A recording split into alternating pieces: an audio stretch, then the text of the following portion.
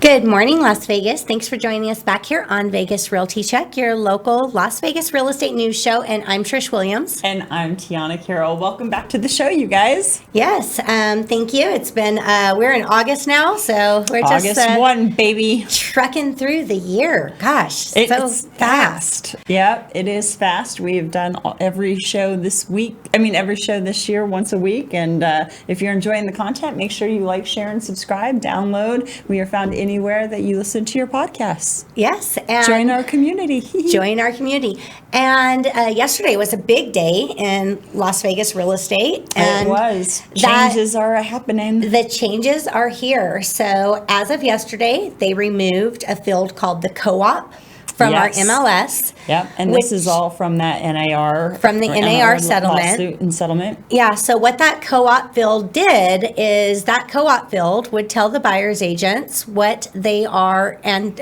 what they are being paid if they bring a buyer for a certain property. Right. Now that field is gone, the buyer's agents do not know what or if they are getting paid at all for a specific property. Another thing that happened along with that, our company released a policy, and I've heard of other big brokerages that released the same policy to their agents. Tell us all about this. Yes, so this was there was a lot of outrage about it. And it's kind of shocking at first, but go ahead and tell us what the policy is, and then we'll talk about why. So the policy released is that upon taking a listing, based off the new listing forms. So in the new listing forms, there is a listing fee. That is what your listing agent is charging you. Right. Okay. There is no included fee in that to offer the buyer's agent for buyer's representation. So it is the listing fee only, and it says clearly in the form that this is your listing fee only and not an offering to the buyer's agent. Right.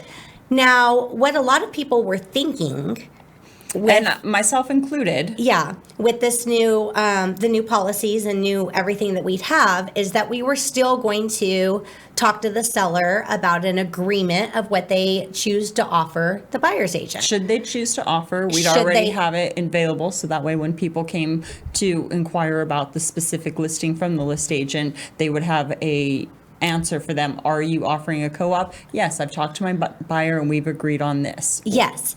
So, talk to my seller. Seller, and they've agreed on this. Yes. So that's what a lot of people were thinking that it was going to happen. So a lot of these companies... Well, because up until yesterday, I know. That's the way all conversations in real estate had been. Yeah. Like, oh, we can't put the co-op on the MLS anymore, but make sure and talk to your sellers. Let them know that there's a very real possibility that buyers are going to need assistance. And if they need assistance, this is what you would contribute, or what would you be comfortable with, or any sort of setting a foundation of what to expect, and then maybe agreeing to that in paper. But now we cannot agree to that in paper. We cannot agree to it in paper, nor verbally, nor in writing, nor via text message, nor via a pillow that says a certain percentage amount in the house. And the MLS has stated... What about Morse code or messenger pigeon? Are those still acceptable? Well, the MLS has stated very clearly, if they find out that we are doing any kind of workarounds or code messages or anything like that, we will be substantially fined. And 3 times we will lose our license.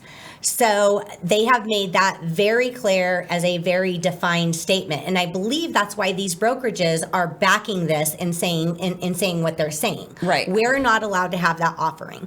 And here's the reason why. But we are allowed to have that conversation. We're allowed to have that. Well, that conversation is very good in due diligence with the seller. Right. Because, of course, we go to the seller, we take our listing fee. Just like, when we go to the sellers right now, I usually talk to sellers about buyers are probably, or likely, a lot of buyers will ask for a home warranty. I want to include this in a net sheet just in case they ask for it, so that you know what that scenario would look like. Right. So we're still allowed to talk scenarios.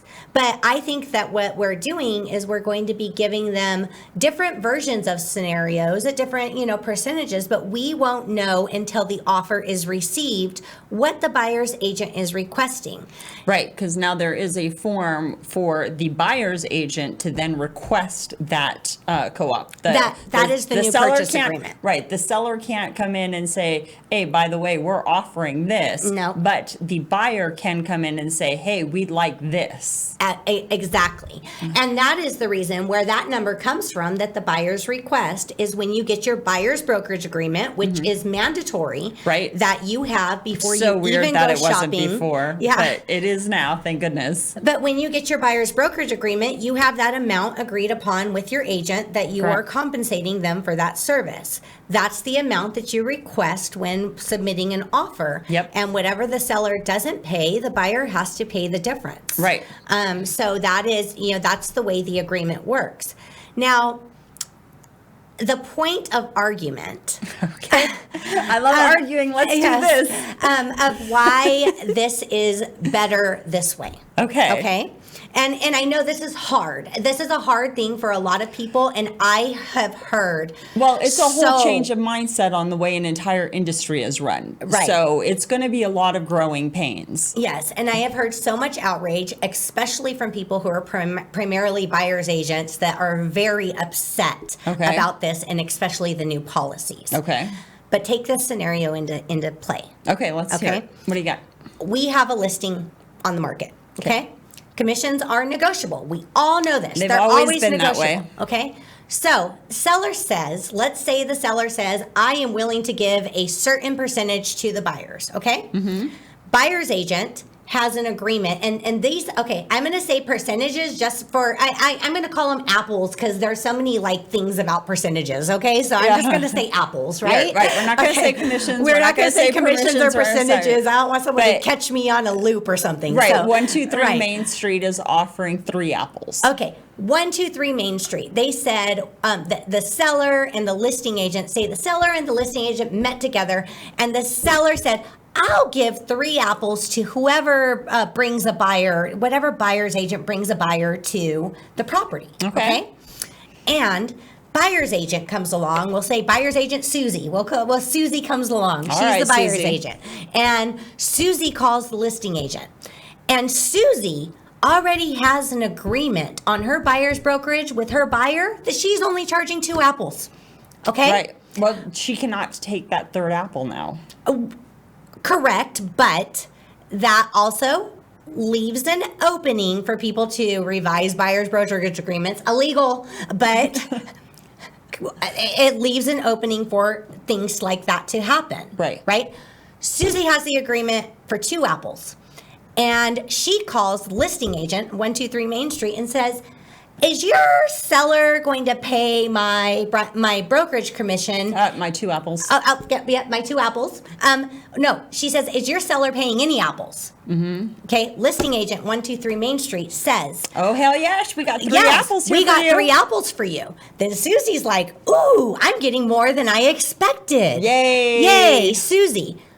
But the owner of 123 Main Street, that's kind of, it's the same as having your home listed at a certain price, but saying, but we'll take this price instead. You're throwing your seller's negotiation power out the window. Okay. Okay? That's a valid point. If Susie is willing to come and say, I'll do this for 2 apples, and the seller, even though the seller was like, I'll pay 3, but Susie's like, I'll pay 2, well, that's a benefit to the seller. Right? Agreed. And your job as a listing agent is representing that seller, their best interest, and netting them the most income. Right. Okay?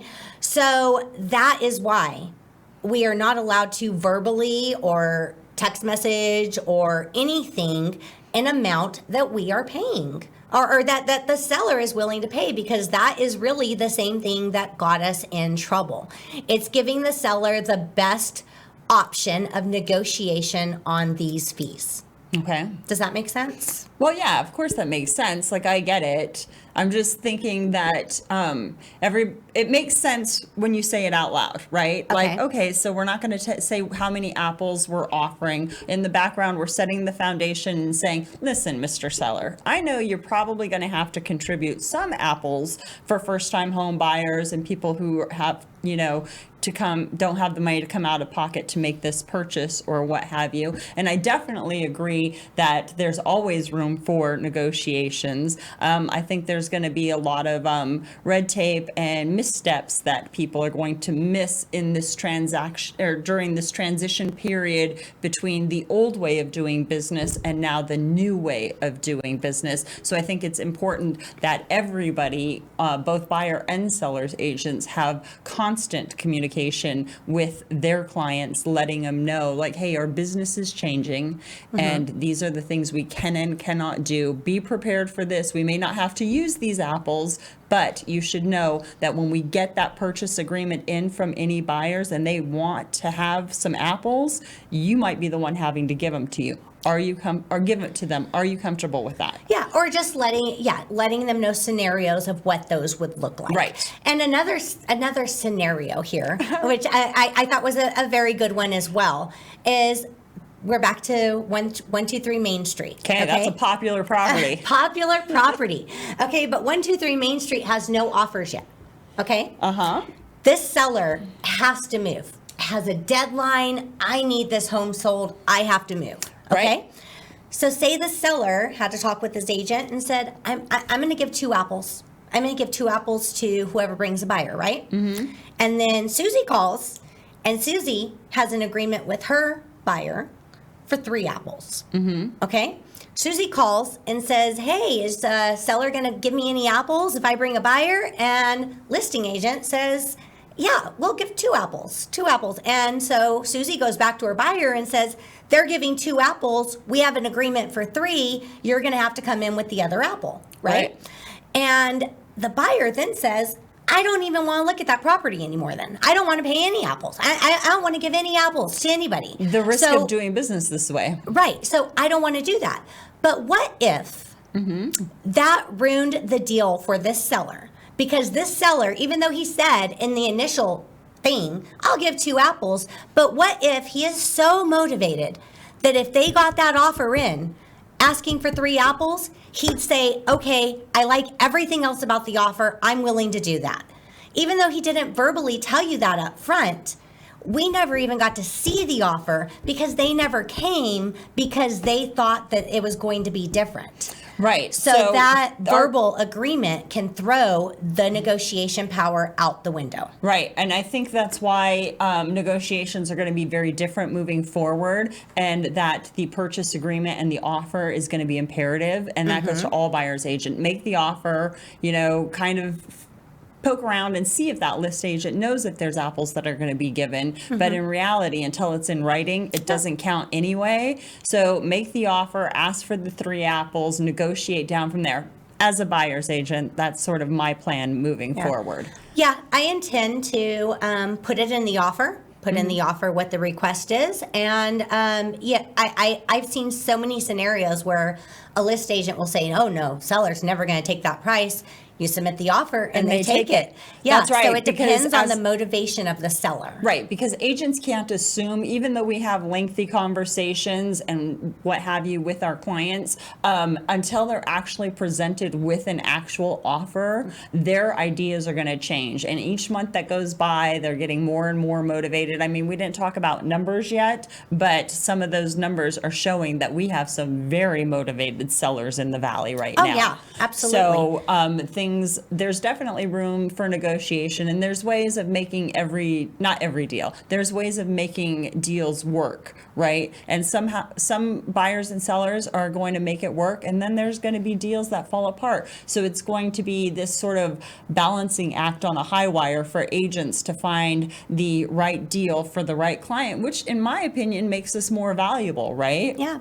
And there are still going to be buyers. I mean, it's going to happen where, especially like motivated, you're in multiple offers, instead of maybe offering higher on the price or something like that, the buyers are going to say, oh, I'll pay my agent. I'm not going to request anything. Right. Well, they're, again, the seller has that negotiation power on that because they're not making that request. So why should he have to give it if it was never going to be made in the first place? Yeah. So that is again, people are upset about it.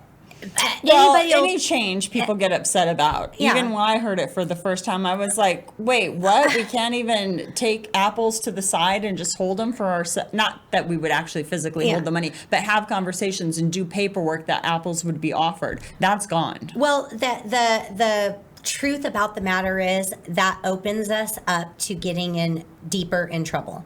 Yeah. And the legal perspective of this, and especially the bigger brokerages, I don't know if all the smaller brokerages are going to end up following suit, but the bigger brokerages, especially that were caught up in this, Yeah. I have discussed this with legal teams and came to this conclusion of this is the best way to keep them out of trouble. Right. And that's really essentially, as much as we don't like it, as much as we just don't like change. They moved the cheese, now we got to go find the new way to got to go find the new way to do it. Well, there's also another part that I don't think people are talking about. Not only did they move the cheese, but it seems like they moved the cheese for the wrong people. Like as agents, we are skilled negotiators. We're in the business. We see deals. Our goal is to help people facilitate those deals, whatever they look like. Apples or no apples, right? Yeah. We're doing what we need to do. But the thing is, who's really suffering from this? It's the buyers. The first-time home buyers. Yeah. The first-time home buyers. Because they're either going to make bad mistakes by not being represented because they can't afford to pay the apples, right? 3 extra apples, 2 extra apples, 1 extra apple when you're barely scraping by to get into a property for the first time is tough. Or they did make concessions for VA that VA can get their apples paid for now. Yeah. They didn't used to, but there's still the risk of unprotected consumers. Yes. And they seem to be the one that nobody's caring about. They're like, oh, sellers, we're going to keep all of our money, and agents, you're going to have to work differently. But buyers, you're up Schitt's Creek, man. You brought up 2 very good points. Okay. One point is unrepresented buyers. Mm-hmm. So we're going to be seeing likely a lot more of that. Buyers that I already did a form that when people call me for a listing and they're an unrepresented buyer, I have a form that I'm going to have them sign saying, I represent the list agent and I am not going to write an offer for you. And I am not going to show the house I'll show you the house because I want to sell it, but I'm not going to do anything that is any way, shape, or form construed as being your agent because I'm not your agent. I am the list agent and you are an unrepresented buyer. Yeah. So if you want to submit an offer, you're going to have to figure out how to get that offer and submit it. Right. If you want this done, the agent is not going to be allowed to do any of that for you with zero representation. That's in lack of a better term, that's commingling representation. Exactly. And then there's that gray area, and that puts the agents at risk, and that also puts the deal at risk for litigation or any kind of mediation. Yes, and let's be frank here, that is going to be our next biggest challenge is this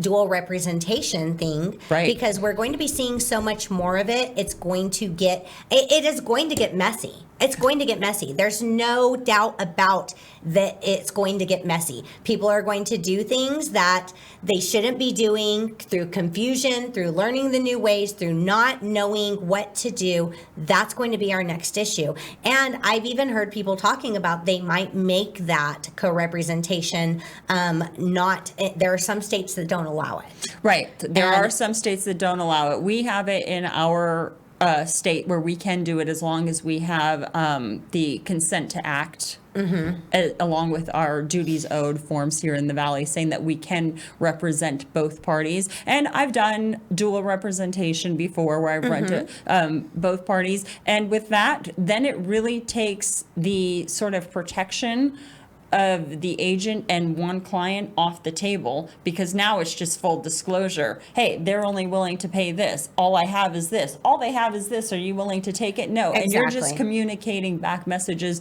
to and from the You're buyer. just a middleman. You're just a middleman. Yeah. And I don't think that serves anybody to the highest skill set Exactly. of the agent. So that is an issue. And then point number 2. I know we're going far off before we even get into numbers, We but didn't that's even okay. do numbers yet, That's but- okay. This was important stuff to Well, talk about. this is important Yeah. stuff, not only for all of the agents, because we do have a large number of agents who listen to us each week, almost like we're real estate coaches for them, with what's going on in our market, changes that are happening. Exactly. And also for our consumers, especially if they've only ever done 1 or 2 transactions before, and that was prior to this new information. It's all sort of shocking. Exactly.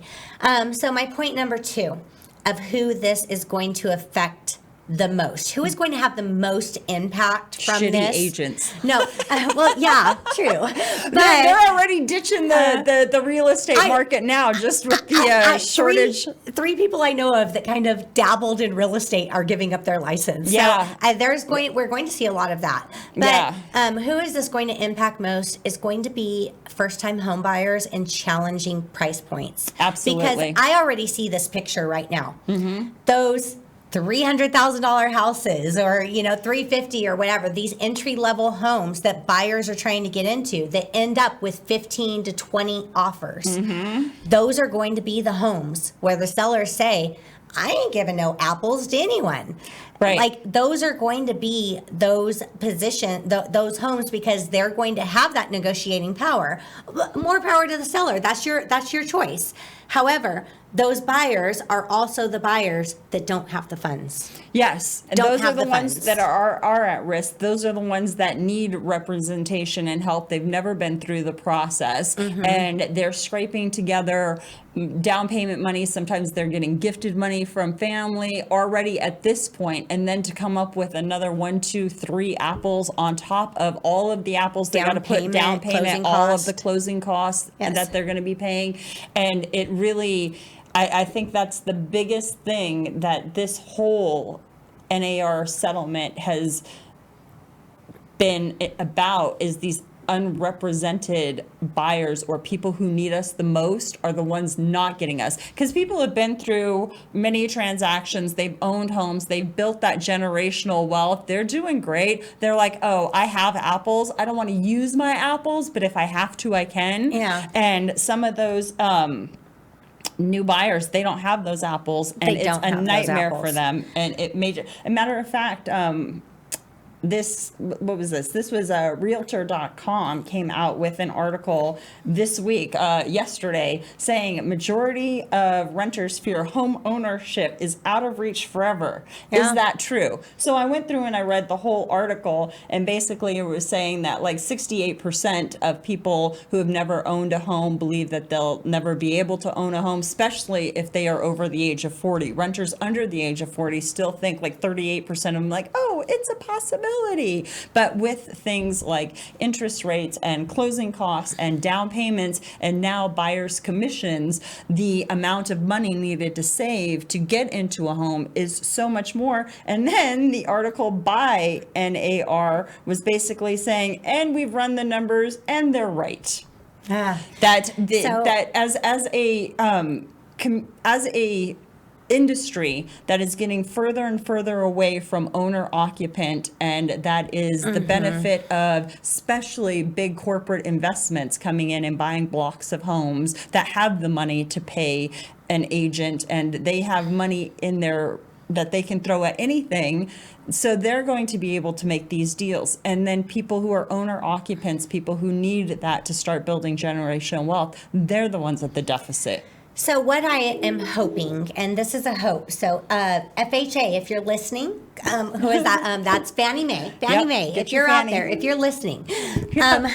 What I am hoping that will go into place is that FHA will find a way to either be able to finance closing costs, which are the traditional closing costs that buyers have, or representation cost, or something into the loan to be able to alleviate some of those costs to give those buyers some breathing room. Right, because Yeah. they're going to need it. They're going to need there's it. already talks that certain states are going to be putting in grants. Other states are Yes. going to be taking money out for people who are buying second homes. And each time you purchase like a second home, a vacation home, a third home, X amount of money will be pulled to the side to go into a grant for first-time home buyers. So there's going to be changes moving forward. Like we said, all of this just came out officially yesterday. New forms, and hey, by the way, we're not offering apples anywhere for any reason. So it's also sort of shocking. And the next year, year and a half, 2 years, whatever these growing pains are going to be,